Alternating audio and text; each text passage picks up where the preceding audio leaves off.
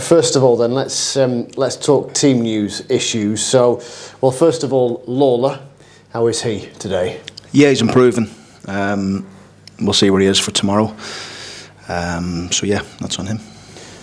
Senior, if I can ask on his rehab latest. Improving.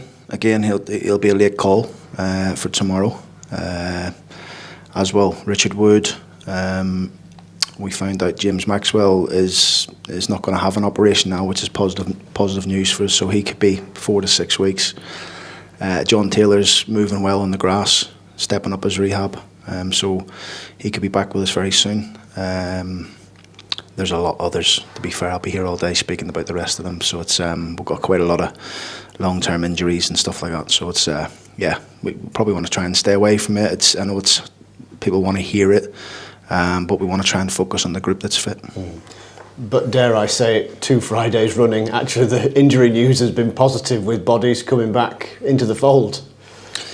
Yeah, I mean, look, it's nice to have Ben Close back available. Played well on Tuesday night and obviously scored the winner for us at Forest Green. He's an important player for us, so nice to have him back.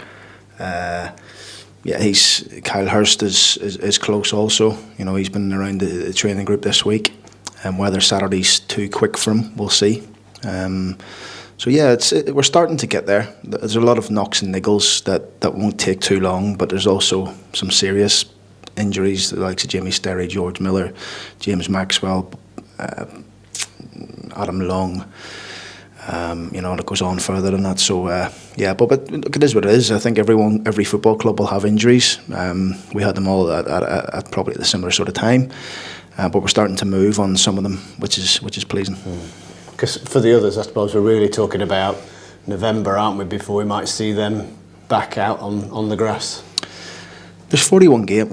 I was counting before I left. There's 41 games left, including cup games. And that's not there's probably going to be more than that if you can go further in the AFL Trophy and further in the FA Cup. So, there's a lot of football still to be played, and these lads know that they'll play a huge part for us when they come back. They're very much part of the group, and we try to make them part of the group all the time. So it's difficult at the minute. Obviously, seeing a lot of them not available for us, but we focus on the group that we have, and the group that I feel has performed really well over the last 4 or 5 games.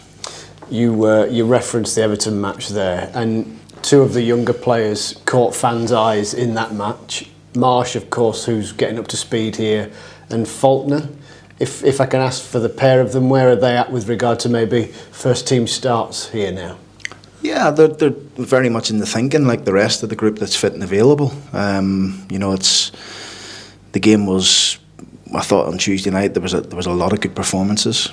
We never singled anybody out for any outstanding performance. I felt it was a really good team performance, which is pleasing. And I think we've seen a different side to us at Forest Green where we had to dig in, a bit like a basketball game at times, like you attack, we attack. But we dug in, we were resolute, we got the job done, and we followed that on Tuesday night against like as Cliff mentioned after the game, we were speaking about it, they're a talented group. Yeah. And some, Everton, predominantly over the years, their 21 group has always been really strong and really competitive. I think in this competition last year, in the early stages, they went and beat, I think, Hartlepool or one of those teams 5-0. And so you can see how competitive they can be. So for us, we were pleased to get the 2 wins, and now we're looking forward to tomorrow's game. It's interesting, isn't it? After the Wrexham game, we were talking about the frustrations of not having had the extra substance to go with some of the style. Last week was plenty of substance. Marry that together, things will be fine. Yeah, I think we've been pleasing, and we have been pleased over the last, probably from Everton onwards. We've been pleased with the performance levels of the group. We've had to dig in games, Forest Green, Swindon, here. When we've held a team that's I think the leading goal scorers in the league to very little opportunities at our goal with 10 men.